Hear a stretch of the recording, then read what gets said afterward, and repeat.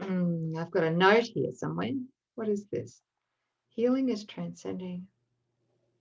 Recording. Are you recording? Yeah. Oh. Sorry, sis. I jumped the gun. I thought we were ready.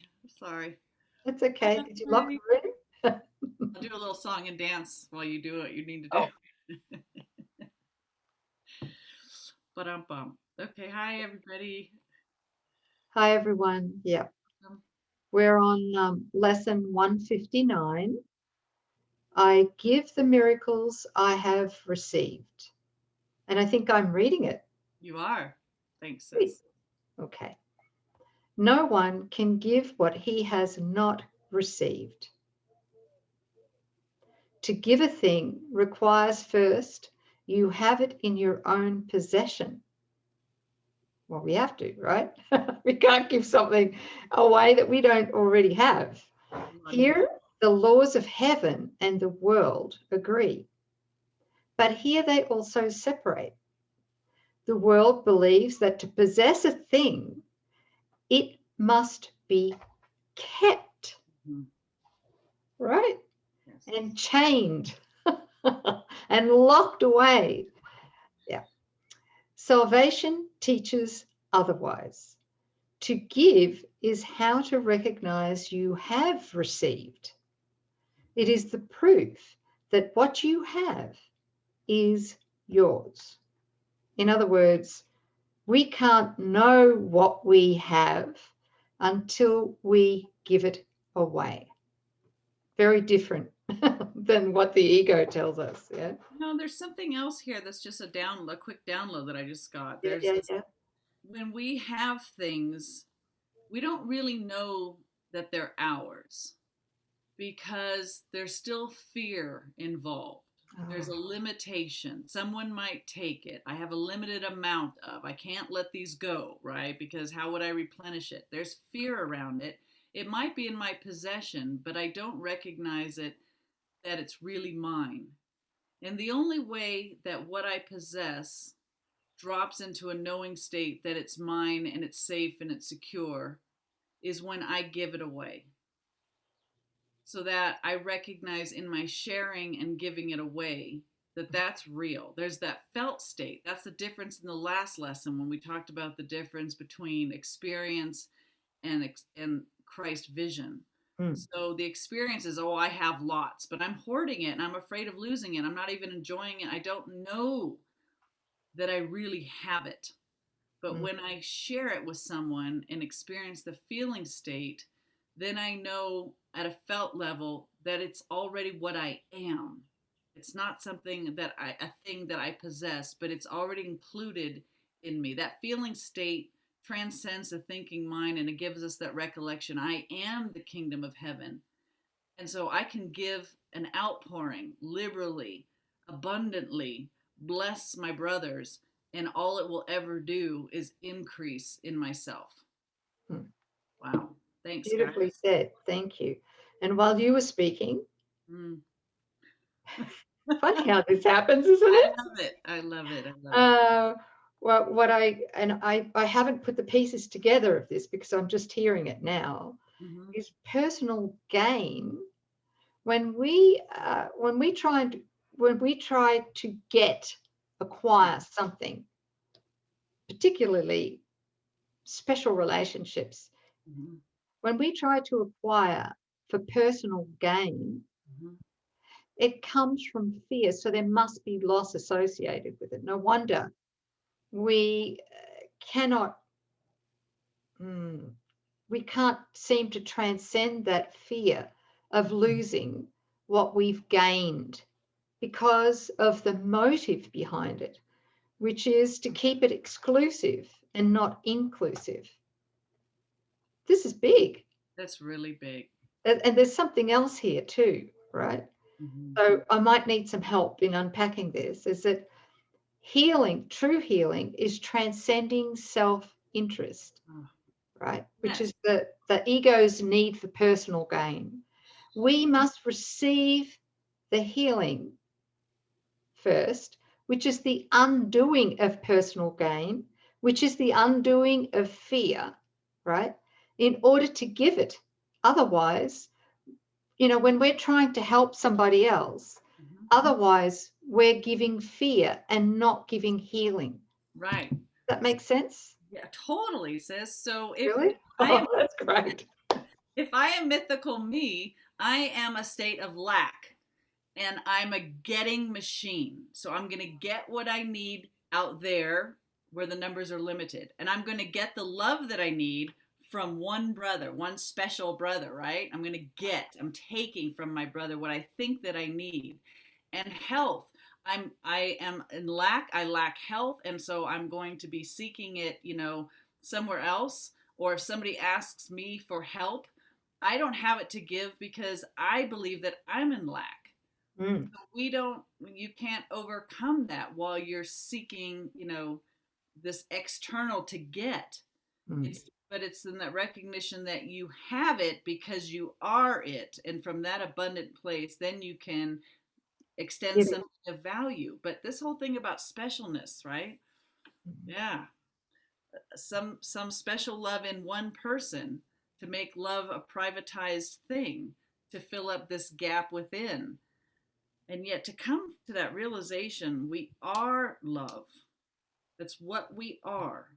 And that's what we were created to extend so that we have it infinitely to extend. Anyway, I'm really jazzed on what you just shared. I'm feeling it more than I can say it, but I Mm. think it just applies across the board. That starting point. Am I mythical me? Then I'm lacking. If I am the Christ, I am the fullness of God, the presence of God. And there's nothing that I can desire that won't be given to me to share. Yeah. Yeah. Thank you. Yeah, no, thank you. Okay. Wow. Maybe, yeah, I don't know if to introduce this here now, which is a reminder, or whether we should just keep reading. Okay, I think we just keep reading. Okay. So, um, so I'm on the second paragraph, right? Yes. Okay. You understand that you are healed when you give healing. I'm going to say that again. You understand that you are healed when you give healing. You accept forgiveness as accomplished in yourself when you forgive. You recognize your brother as yourself, and thus do you perceive that you are whole. There is no miracle you cannot give, for all are given you. All of them. Wow. Receive them now by opening the storehouse of your mind where they are laid and giving them away. There it is. Um, The what I'm store hearing, go on, sis, what were you going to say? the storehouse of our mind. Everything is in mind. It's not out in the bank account. It's not in your job. It's not in your relationships. Or in your body as a pleasure drive. That's right. The kingdom of heaven is within, he said. There it is. By opening the storehouse of your mind where everything is laid and giving it away. And as you give it, you know that it is yours. I'm sorry. Go ahead, sis. I Yeah, cut. no, it's good. This is great. Yeah. What's coming in here now Mm-hmm. is, again, communication is the key with, and I mean capital C communication. The only communication Mm-hmm. is the love of God that we are with each other and God, right? Right. Holy Spirit. Now, that communication is broken whenever we go into fear and believing that we need to get for personal gain or, you know, exclusive relationships, all of this kind of thing. So actually, while the ego says, no, this is communication, we're actually breaking communication because we're entrenched in fear, and fear breaks communication. So would Just you say that whenever we're using a relationship to get, no true communication is taking place? exactly. And no true healing is taking place. So how the means by which we restore communication, Mhm. holy communication again, which is health. Yes. True communication is health, even in the body, because remember, the body's in the mind and ideas leave not their source. So true communication is restored via love. And Capital the L. capital L, the highest, I guess, way of restoring that communication, which is the love, is through forgiveness. Yes. That restores communication. Forgiveness restores communication, and therefore forgiveness restores health. It restores everything that we might appear to need here in the dream while we're here. Sis, don't you have a blog on this? I do. I think that would Oh, be really, really helpful I to do have one. flesh out this point that you're making about sickness and the relationship that sickness has with blocked communication. Because I think people who are listening are going to be like, "What?" Yeah, Um, it's huge. It's called, I've forgotten what it's called. all sickness is. Again, what's it called? Well, I Oh, think I it's know. all sickness is blocked communication. Yeah, and it's not just sickness as we know it in the body. It's scarcity, deprivation, conflict, all of this. It's all sickness. Yeah. So all of it is block communication. So there is a blog, and what we're going to do is we're going to place the link to the audio of that blog right there at the top of the description box here on the YouTube channel for this lesson. So we do encourage you to actually listen to that blog. Very, very helpful. Can we just flesh a little bit of it out here real quick about if what we are is the love of God, Mhm. and our whole point of being is to express love. Love requires relationship. Love by its nature has to be expressed. Oh, it has to be extended, sis. Otherwise, it can't be received. Yeah. That's right. Yeah. So we are to receive that loving impulse from the creator God in our mind and to extend or express. Yeah.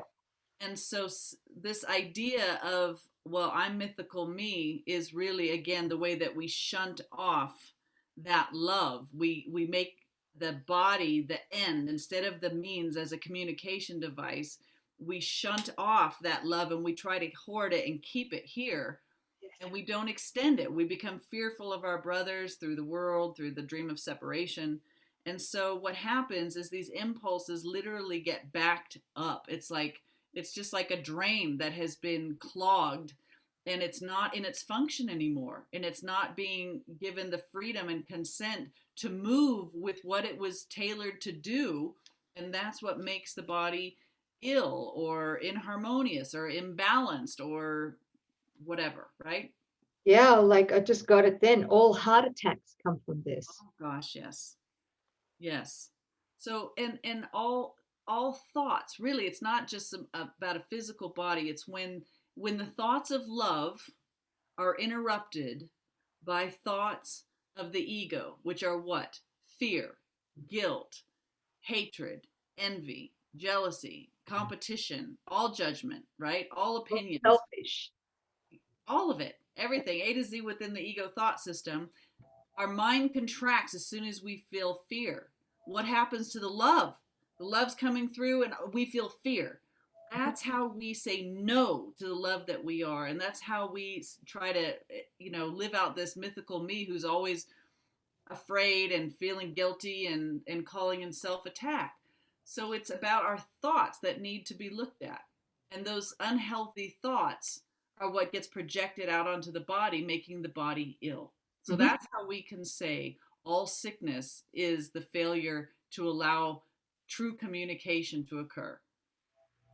Beautifully explained. Thank you. Thanks, sis. Yeah, it's a big, Yeah. we need to see the connection. Yep. Yep. Okay. Thank you. Oh, what a lesson. Some of these lessons are total depth charges, aren't they? Yeah. Whew, boy, the ripple effect that comes from them is just incredible.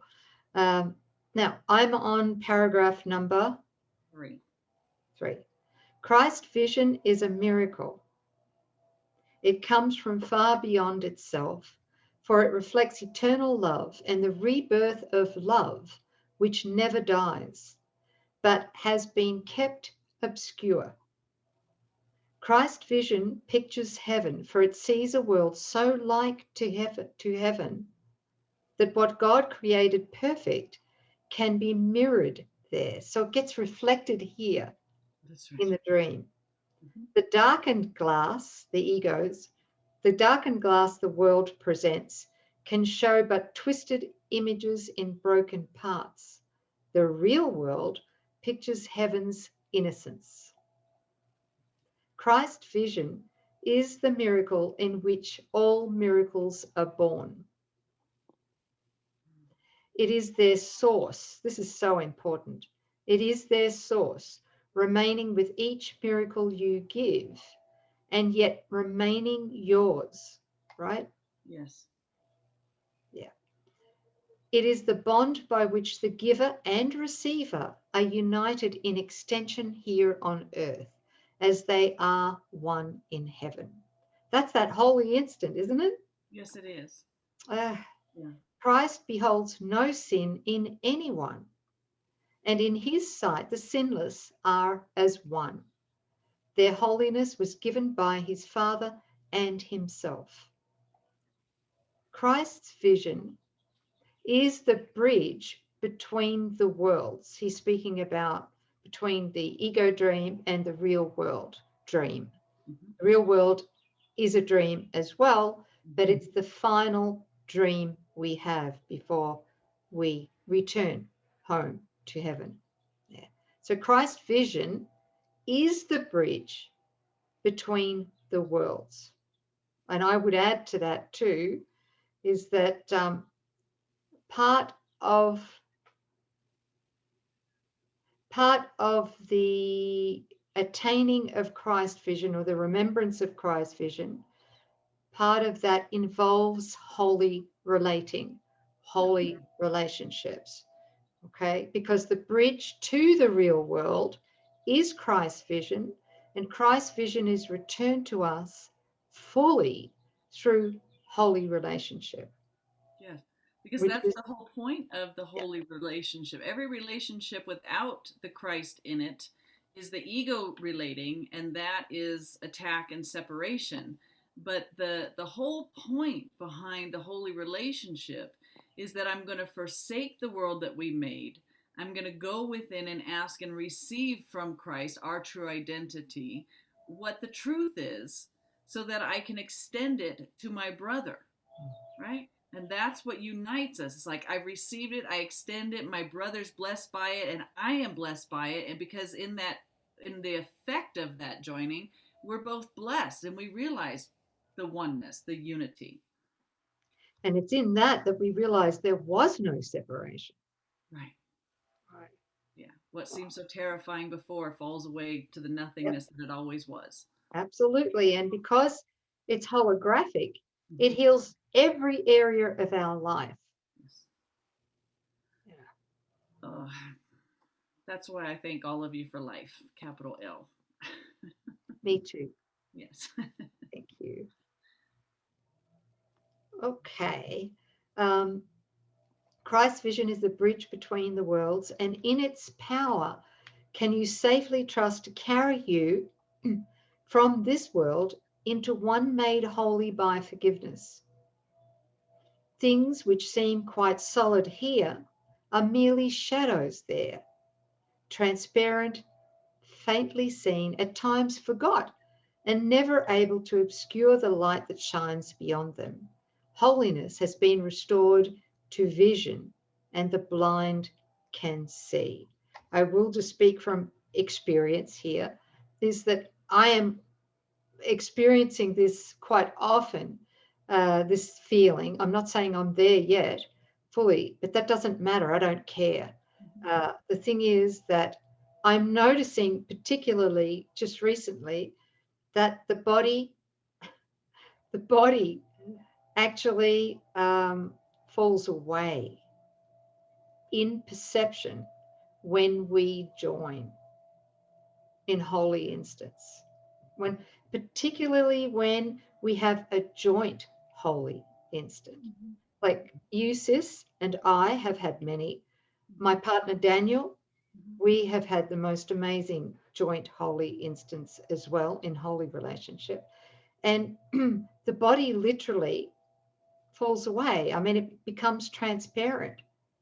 And so it's giving us a little taste, a small taste of what the experience is in the real world dream, where everything that seems so solid and so fearful here is merely transparent there. Because the love, that's what we're seeing. We're seeing the love. It restores communication. And because it restores communication, anything that is not love is merely perceived as shadows, not threats. Imagine how great that is. Thank you, sis, for sharing your experience with that. Yeah. To see the light beyond it. That's seeing beyond appearances to the light beyond. Yeah. Yeah. Yeah. And I know you've also had experiences of that, right? Yes. Okay, next paragraph is 6, I think. Or not? Yes. Yeah. This is the Holy Spirit's single gift, the treasure house, to which you can appeal with perfect certainty. I love that, perfect certainty. For all the things that can contribute to your happiness, all are laid here already. All can be received but for the asking. Here the door is never locked, and no one is denied his least request or his most urgent need. There is no sickness. I'll say that again. There is no sickness not already healed. He means that literally, by the way. This is not metaphor. There is no lack unsatisfied, no need unmet within this golden treasury of Christ. Hallelujah. Yeah. Yeah. Here does the world remember what was lost when it was made, when the world was made. For here it is repaired, made new again, but in a different light. What was to be the home of sin becomes the center of redemption and the hearth of mercy, where the suffering are healed and welcome. No one will be turned away from this new home where his salvation waits. No one is stranger to him. No one asks for anything of him except the gift of his acceptance of his welcoming. Christ's vision is the holy ground in which the lilies of forgiveness set their roots. This is their home. They can be brought from here back to the world, but they can never grow in its unnourishing and shallow soil. They need the light and warmth and kindly care Christ's charity provides. They need the love with which he looks on them. And they become his messengers who give as they've received. Take from his storehouse that its treasures may increase. His lilies of forgiveness, do not leave their home when they are carried back into the world. Their roots remain. Oh, I just got the chills then. Love that. Yeah. They do not leave their source, but carry its beneficence with them and turn the world into a garden like the one they came from and to which they go again with added fragrance. I could smell it now. Yeah. Now are they twice blessed. The messages they brought from Christ have been delivered and returned to them, and they return them gladly unto him. Behold the store of miracles set out for you to give. Are you not worth the gift when God appointed it be given you? Judge not God's Son, but follow in the way he has established. Christ has dreamed the dream of a forgiven world. It is his gift, whereby a sweet transition can be made from death to life, from hopelessness to hope. Let us an instant dream with him. His dream awakens us to truth. His vision gives the means for a return to our unlost and everlasting sanctity in God. Wow, what a lesson. I give the miracles I have received.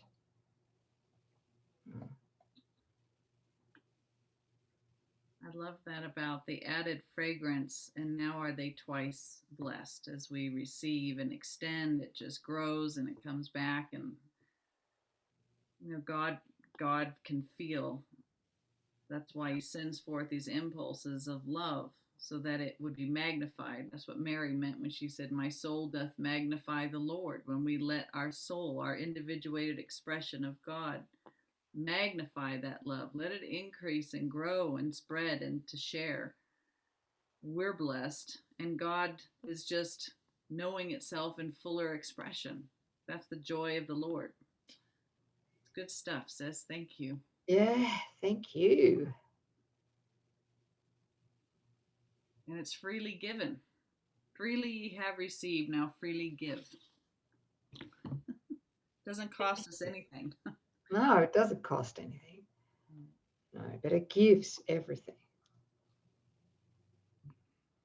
Well, thank you, beautiful family, for joining us. Yes. Thank you, sis. We'll see you guys next time. Yeah. Have a blessed day.